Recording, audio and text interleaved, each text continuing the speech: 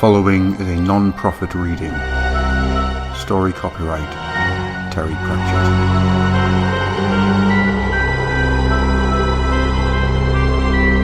Death and What Comes Next. A Discworld short story by Terry Pratchett. Read by Adam Nichol.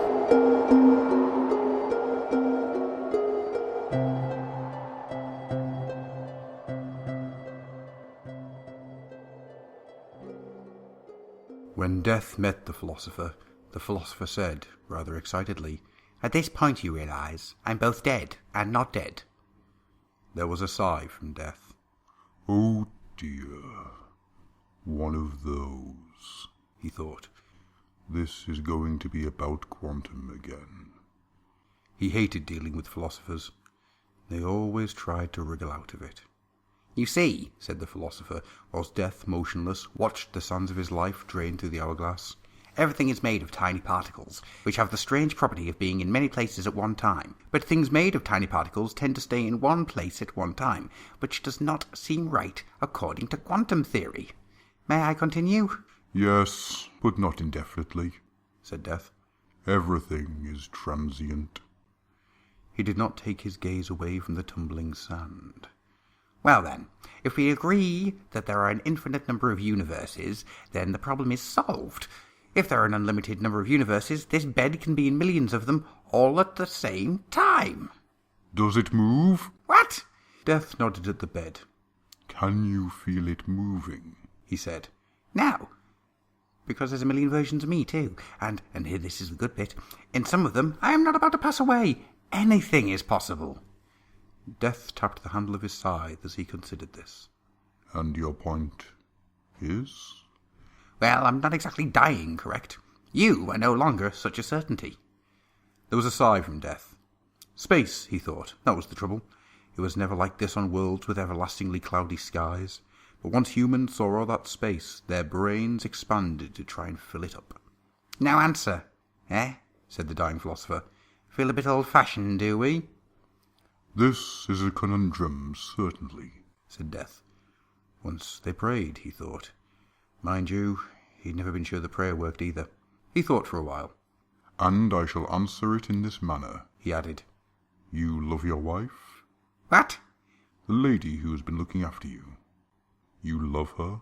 "Yes, of course." "Can you think of any circumstances where you, without your personal history changing in any way, you would at this moment pick up a knife and stab her?" said Death. "For example."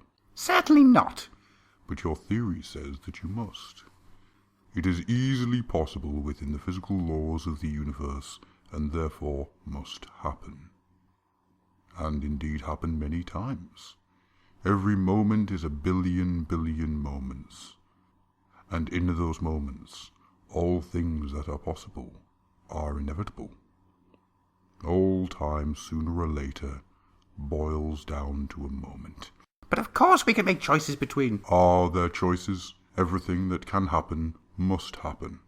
Your theory says that for every universe that's formed to accommodate your no, there must be one to accommodate your yes. But you said you would never commit murder. The fabric of the cosmos trembles before your terrible certainty. Your morality becomes a force as strong as gravity." And, thought Death, space has certainly a lot to answer for. "Was that sarcasm?" "Actually, no. I am impressed and intrigued," said Death. "The concept you put before me proves the existence of two hitherto mythical places. Somewhere there is a world where everyone made the right choice, the moral choice, the choice that maximized the happiness of their fellow creatures, of course. That also means that somewhere else is the smoking remnant of the world where they did not." "Oh, come on. I know what you're implying, and I've never believed in any of that heaven and hell nonsense." The room was growing darker. The blue gleam along the edge of the Reaper's scythe was becoming more obvious. "Astonishing," said Death. "Really astonishing.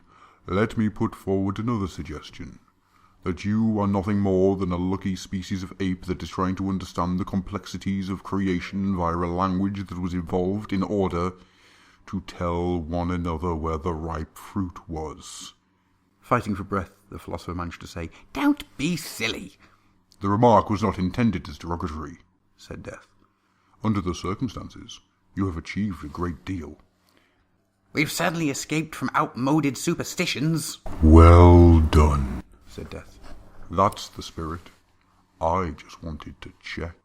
He leaned forward.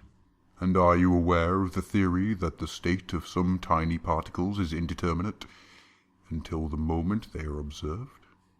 A cat in a box is often mentioned. Oh, yes, said the philosopher. Good, said Death.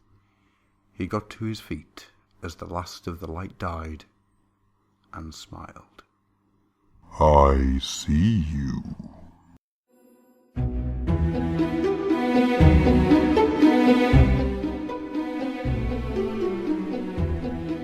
What you have just listened to is a non-profit fan reading of Terry Pratchett's Death and What Comes After, read by Adam Nichol as a tribute to the great man himself. All rights reserved, Terry Pratchett.